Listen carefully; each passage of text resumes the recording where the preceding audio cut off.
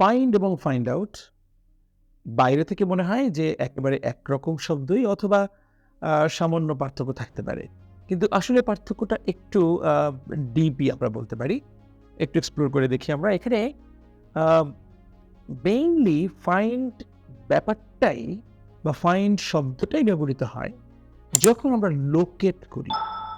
কোনো হারিয়ে যাওয়া কোনো ব্যক্তি, বস্তু কিংবা কোনো জায়গা এ ধরনের কোনো কিছুকে যখন লোকেট করতে যাই, তখন আমরা ফাইন্ডটা ব্যবহার করি। I found the place. হ্যাঁ, as you said. কোনো একটা জায়গায় গেলাম, জায়গাটা খুঁজে পেলাম। তো এই যে খুঁজে পেলাম সেখানে কিন্তু আমরা ফাউন্ড আউট ব্যবহার করিনি। I found the place. এখানে কিন্তু আউট প্রিপোজিশনটা বসেনি। এখানে আরেকটা উদাহরণ দেয়া আছে যে I found a book on his table. তার টেবিলে একটা বই পেয়েছি। হয়তো আমি খুঁজতে গিয়েছিলাম যে অন্য কিছু পাই কিনা বা বইটা পাই কিনা। রাইট? সো এই যে কিংবা I found him in the market. আমরা কিন্তু কখনোই বলব না I found out him in the market.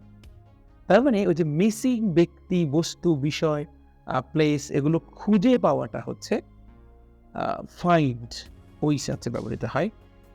R find out তাহলে কোথায় বসে?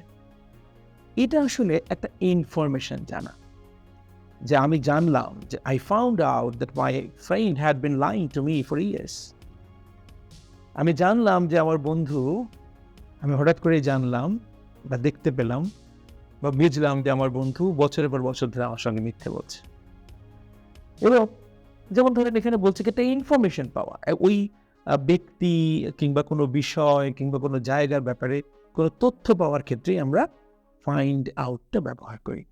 সুতরাং এভাবে চিন্তা করলে প্রায় পুরোপুরি ডিফারেন্টই।